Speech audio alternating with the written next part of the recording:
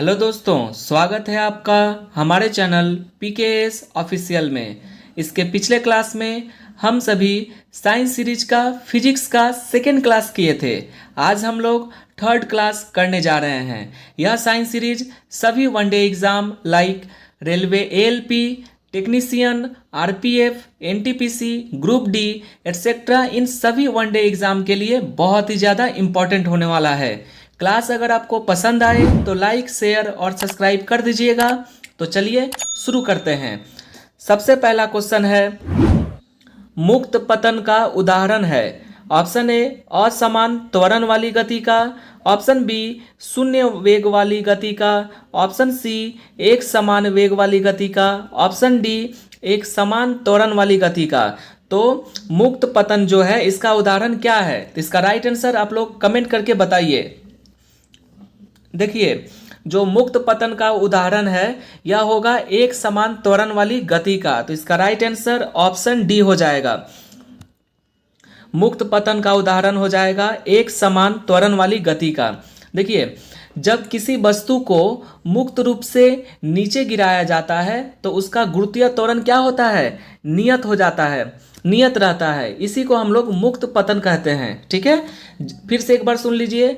जब किसी वस्तु को क्या करेंगे, मुक्त रूप से, मान लीजिए एक वस्तु है, इस वस्तु को मुक्त रूप से नीचे की ओर हम लोग एक समान त्वरण वाली गति से नीचे गिराया जाता है तो इसको हम लोग क्या कहते हैं, मुक्त त्वरण कहते हैं, जिसमें इसका गुरुत्वीय त्वरण क्या होगा, जो जी होता है यह नियत रहता है। तो इसका राइट आंसर हो जाएगा ऑप्शन डी, एक समान त्वरण वाली गति का। आई होप आप लोग पूरा समझ गए होंगे। चलिए नेक्स्ट क्वेश्चन देखते हैं। नेक्स्ट क्वेश्चन है, तापमान की इकाई निम्न में से कौन नहीं है। यहाँ पर क्वेश्चन ध्यान से देखिए, यहाँ पर पूछा है नहीं है। Option A Kelvin, option B Celsius, option C Fahrenheit, option D candela. तो इसका राइट आंसर क्या होगा आप लोग कमेंट कीजिए। देखिए, जो तापमान की इकाई, तो ये तो है केल्विन भी है तापमान की इकाई, केल्विन में मापते हैं तापमान को, सेल्सियस में भी मापते हैं और फ़ारेनहाइट में भी मापते हैं, लेकिन कैंडेला में नहीं मापते हैं। तो इसका राइट आंसर क्या हो जाएगा, तापमान की इकाई कैंडेला नहीं है। यहाँ पर क्वेश्चन में पूछा है नहीं है, पूछा है तो ये कैंडेला इसका राइट आंसर होगा। लेकिन बाकी ये जो तीनों ऑप्शन है A B C, Kelvin, Celsius और फ़ारेनहाइट, ये सब क्या है, तापमान की इकाई हैं। ठीक है, तो क्वेश्चन पूछा है तापमान की इकाई कौन नहीं है, तो कैंडेला हो जाएगा इसका राइट आंसर। देखिए, ये जो अब कैंडेला आया है, कैंडेला के बारे में थोड़ा जान लेते हैं। कैंडेला जो है यह किसकी इकाई है, तो कैंडेला जो है यह प्रकाशीय तीव्रता की मूल इकाई है। किसकी इकाई है, तो प्रकाशीय तीव्रता, प्रकाशीय तीव्रता की मूल इकाई क्या हो जाएगी, ये कैंडेला। इसका राइट आंसर ऑप्शन डी हो जाएगा। चलिए नेक्स्ट क्वेश्चन देखते हैं। नेक्स्ट क्वेश्चन है, यदि वस्तु का घनत्व पानी के घनत्व से अधिक होगा तो वस्तु क्या होगा। ऑप्शन ए पानी में डूब जाएगा, ऑप्शन बी पानी में तैरने लगेगा, ऑप्शन सी ए और बी ये जो है दोनों, ऑप्शन डी इनमें से कोई नहीं। तो इसका राइट आंसर क्या होगा आप लोग जल्दी से कमेंट कीजिए, कमेंट कीजिएगा तभी हमको पता चलेगा कि आप लोग कितना कर पा रहे हैं। ठीक है, इसलिए कमेंट करते रहिएगा। देखिए, यदि वस्तु का घनत्व पानी के घनत्व से अगर अधिक होगा तो क्या होगा, यह वस्तु पानी में डूब जाएगा। तो इसका राइट आंसर ऑप्शन ए हो जाएगा। अगर वस्तु का घनत्व जो है ये पानी के घनत्व से अगर अधिक जहां होगा तो पानी में क्या हो जाएगा, ये डूब जाएगा। तो इसका राइट आंसर ऑप्शन ए हो जाएगा। देख लीजिए, अगर एक से, यदि वस्तु का जो द्रव है ये अपेक्षित घनत्व एक से अगर क्या होगा, अधिक होगा तो वो पानी में डूब जाएगा, और एक से अगर क्या होगा, कम होगा वस्तु का घनत्व तो वो जल में तैरने लगेगा। ठीक है, तो आप लोग समझ गए होंगे। चलिए नेक्स्ट क्वेश्चन देखते हैं। नेक्स्ट क्वेश्चन है, चलती कार में अचानक ब्रेक लगने पर यात्री आगे की ओर झुक जाते हैं, निम्नलिखित में से किसका उदाहरण है।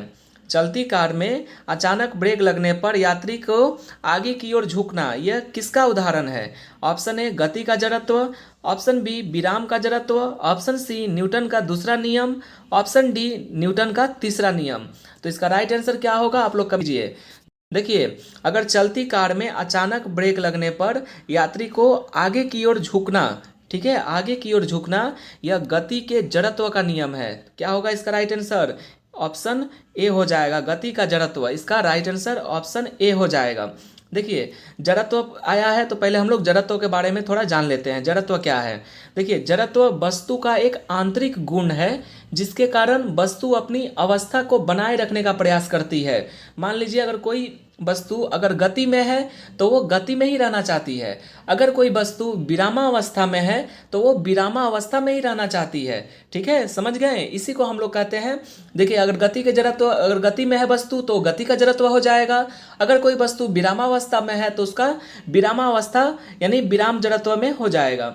ठीक है, तो जड़त्व के नियम के बारे में हम लोग जान लेते हैं कि जड़त्व का जो नियम है सर्वप्रथम गैलीलियो ने बताया था। तो जड़त्व के नियम के बारे में सर्वप्रथम किसने बताया था? तो गैलीलियो ने। ठीक है, और जड़त्व जो होता है, जड़त्व ये किसके प्रोपोर्शनली होता है? तो द्रव्यमान के। ये आप लोग याद रखिएगा। तो जड़त्व जो है ये द्रव्यमान का प्रोपोर्शनली होता है। ठीक है, और जड़त्व के नियम के बारे में तो मैंने बता दिया, सर्वप्रथम किसने बताया? तो गैलीलियो ने बताया था। ठीक है, और जो न्यूटन के गति का दूसरा नियम अगर पूछा है तो न्यूटन के गति का दूसरा नियम से हम लोग बल का व्यंजक प्राप्त करते हैं। ठीक है, व्यंजक यानी सूत्र प्राप्त करते हैं। जो बल का सूत्र क्या होता है? F इक्वल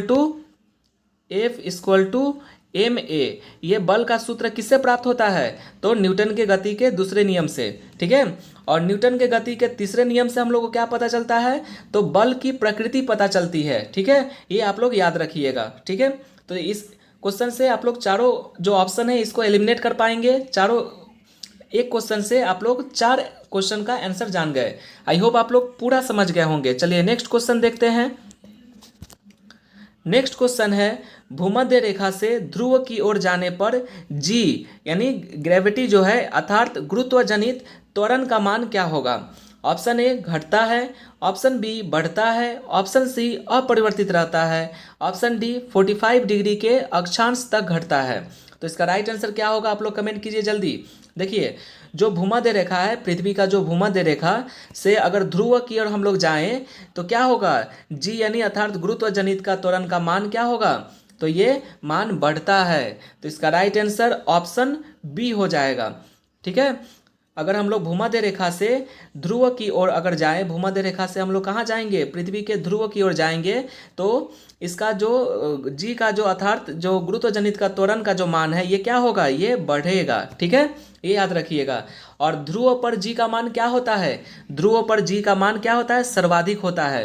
ठीक है, ये आप लोग याद रखिएगा कि ध्रुव पर, पृथ्वी के ध्रुव पर जी का मान सर्वाधिक होता है और विषुवत रेखा पर जी का मान न्यूनतम रहता है। ये आप लोग याद रखिएगा। और पृथ्वी के केंद्र पर जी का मान 0 होता है।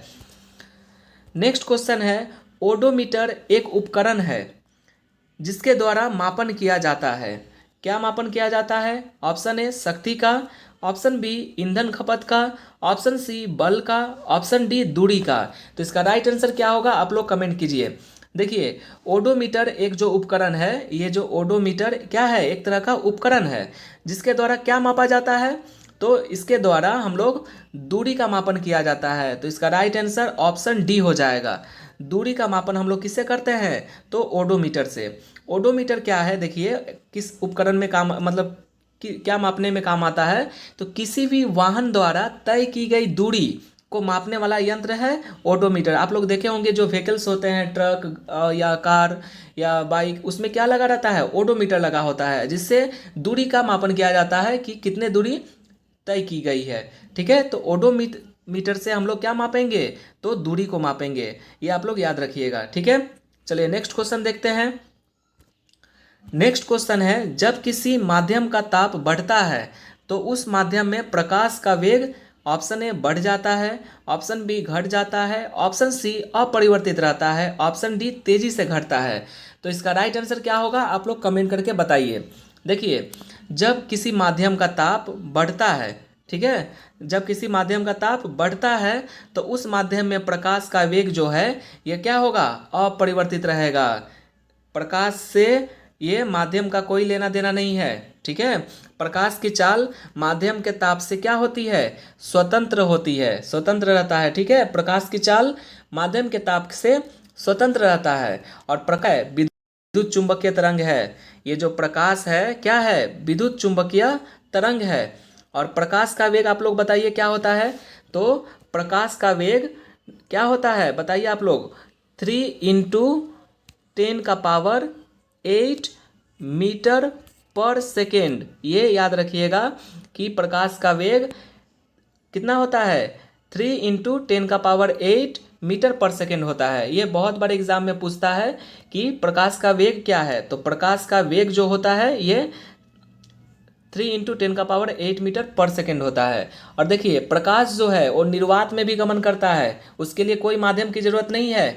तो निर्वात में भी प्रकाश गमन करता है, ये आप लोग याद रखिएगा। आई होप आप लोग पूरा समझ गए होंगे कि जब किसी माध्यम का ताप बढ़ता है तो माध्यम में प्रकाश का वेग अपरिवर्तित रहता है, कोई परिवर्तन नहीं होता है। क्यों? क्योंकि प्रकाश की जो चाल है ये माध्यम के ताप से स्वतंत्र है, फ्री है, इसलिए अपरिवर्तित रहेगा।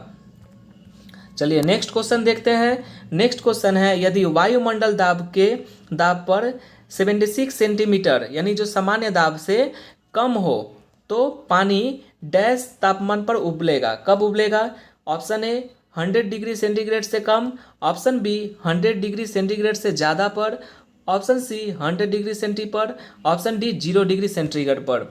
तो इसका राइट आंसर क्या होगा आप लोग कमेंट कीजिए। देखिए, यदि वायुमंडल दाब पारा के 76 सेंटीमीटर, ठीक है, सामान्य दाब से अगर कम हो तो पानी 100 डिग्री से कम तापमान पर ही उबलना शुरू हो जाएगा। तो इसका राइट आंसर हो जाएगा ऑप्शन ए, ठीक है।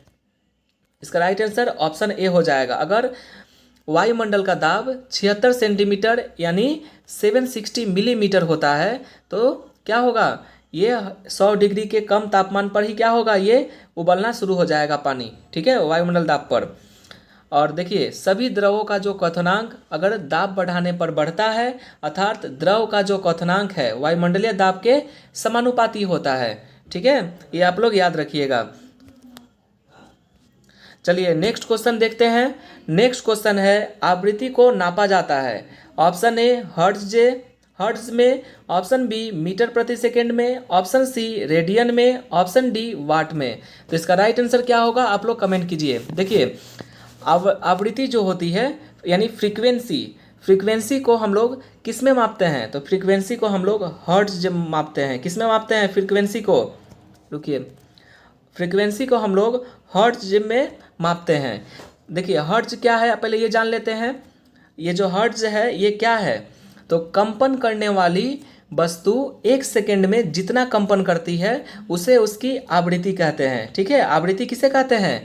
तो कंपन करने वाली वस्तु 1 सेकेंड में जितना समय लगाती है, जितना कंपन करती है, उसको उसकी क्या कहते हैं? फ्रीक्वेंसी यानी आवृत्ति कहते हैं, ठीक है। तो आवृत्ति का क्या है फॉर्मूला, थोड़ा ये भी जान लेते हैं। आवृत्ति को हम लोग एन से अगर डिनोट करते हैं तो होता है कुल दोलन की संख्या। मतलब मान लीजिए दोलन की संख्या 1 है तो लगा कुल समय, तो n = 1/t, ठीक है, ये आप लोग याद रखिएगा, ठीक है। यानी कुल दोलन की संख्या और लगा कुल समय, ये होता है आवृत्ति, ठीक है। और आवृत्ति का एसआई मात्रक क्या है? ये आवृत्ति का जो एसआई मात्रक है ये हर्ट्ज हो जाएगा। इसका राइट आंसर ऑप्शन ए हो जाएगा। आई होप आप लोग पूरा समझ गए होंगे। चलिए नेक्स्ट क्वेश्चन देखते हैं। नेक्स्ट क्वेश्चन है, सही कथन चुनिए। ऑप्शन ए, लाल प्रकाश का तरंगदैर्घ्य बैंगनी प्रकाश से कम है। ऑप्शन बी, लाल प्रकाश का तरंगदैर्घ्य हरे प्रकाश से ज़्यादा है। ऑप्शन सी, बैंगनी प्रकाश का तरंगदैर्घ्य हरे प्रकाश से ज़्यादा है। ऑप्शन डी, बैंगनी प्रकाश का तरंगदैर्घ्य पीले प्रकाश से ज़्यादा है। तो इसका राइट आंसर क्या होगा आप लोग कमेंट कीजिए। देखिए, जो लाल प्रकाश का तरंगदैर्घ्य होता है वह बैंगनी प्रकाश से ज़्यादा होता है। तो इसका राइट आंसर हो जाएगा ऑप्शन बी, लाल प्रकाश का तरंगदैर्घ्य हरे प्रकाश के तरंगदैर्घ्य से ज़्यादा होता है। कैसे? तो इसका एक फॉर्मूला होता है, क्या है हम लोग जानते हैं, विब्जियोर, जैसे VIBGYO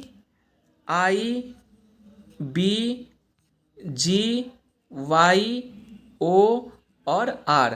तो V से हो जाएगा violet, indigo, blue, green, yellow, orange, red. ठीक है, तो इसमें देखिए ये जो रेड है, रेड जो है, और यहाँ पर ये बैगनी, तो लाल प्रकाश का जो तरंगदैर्घ्य है, लाल प्रकाश का तरंगदैर्घ्य क्या होता है, हरे प्रकाश से, देखिए यहाँ पर हरा है यानी ग्रीन, ये ग्रीन से क्या है, ये नीचे आ रहा है यानी ये ज़्यादा है। ठीक है, ऊपर जाइएगा जितना उतना कम होते जाएगा तरंगदैर्घ्य, और नीचे की तरफ जितना आइएगा तो तरंगदैर्घ्य क्या होगा, ज़्यादा होगा। तो लाल का तरंगदैर्घ्य सबसे ज़्यादा होता है, तो लाल का तरंगदैर्घ्य हरे प्रकाश से भी तो ज़्यादा ही होगा ऑब्वियसली। तो इसका राइट आंसर ऑप्शन बी हो जाएगा। ये आप लोग याद रखिएगा, ये जो है विब्जियोर जो है, ये आप लोग याद रखिएगा। ठीक है, ये बहुत बार एग्जाम में पूछता है, तो आप लोग इससे कई भी क्वेश्चन एलिमिनेट कर पाइएगा। ठीक है, देखिए ये था लास्ट क्वेश्चन।